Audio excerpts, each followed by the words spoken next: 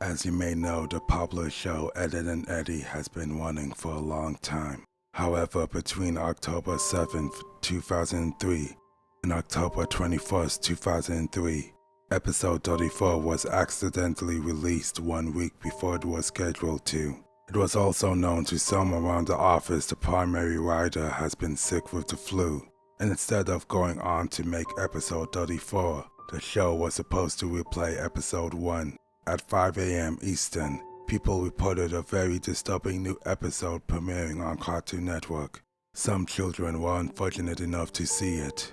Apparently, the quality of the episode was mediocre when held to the regular standards. Animation was choppy, sound was constricted, and very muffled. Reports of a line running up and down similar to a crappy VHS tape were received. Scenery was described as overwhelming dark and depressing without changing props and other background objects, stormy looking. Characters also behaved oddly. Instead of the normal goofy hijinks inspired personalities, viewers complained they seemed extremely agitated, gratuitously hateful toward each other, and constantly about to begin sobbing after the lines. The protagonist also had a very bad lisp. No one knows why, but he spoke with a sexual tone, and that further bothered the viewers. I was one of these viewers. The episode began with Eddy walking down the street with Ed. I noted that Double D was missing. There was an angular shot coming from in front of the two to show them walking toward the viewer.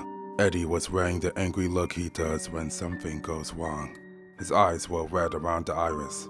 Ed looked absolutely forlorn and practically dragged behind Eddy, tears in his eyes, which were both lazy and looking in opposite directions.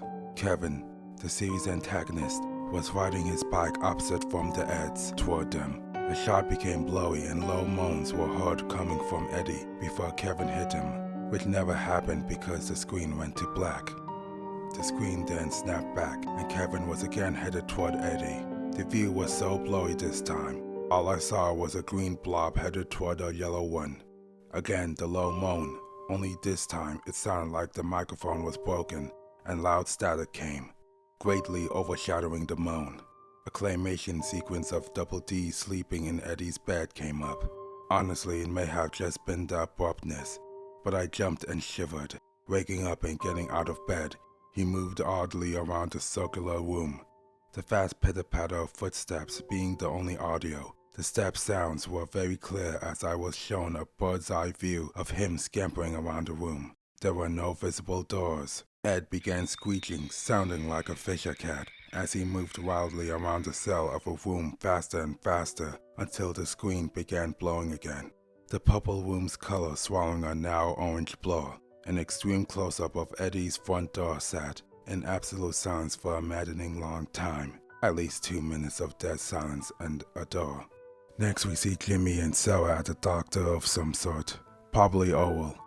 Jimmy, obstructed in view by a hanging lamp, is crying loudly with Sarah trying to comfort him in an unusually warm fashion.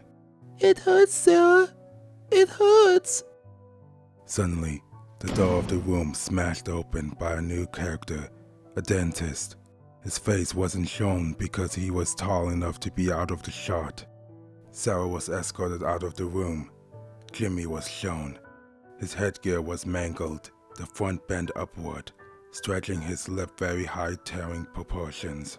The front of his gums was trickling blood, and teeth were missing. The disturbing part was he had lost both arms and legs beforehand apparently, and sat up paralytic. I almost cried as I came to the conclusion. The others had beaten him up and bent his headgear. The camera stayed on his mangled face for a few seconds, still as a picture, silent as ever. Commercials came on. We are instantly assaulted with a very hairy wolf in his darkened shed, fisting the cow repeatedly. The visual loops and gets blurry again as the scene pans out. Naz is reading a magazine on her couch. The quality is now perfect. Eddy is now alone, without Ed.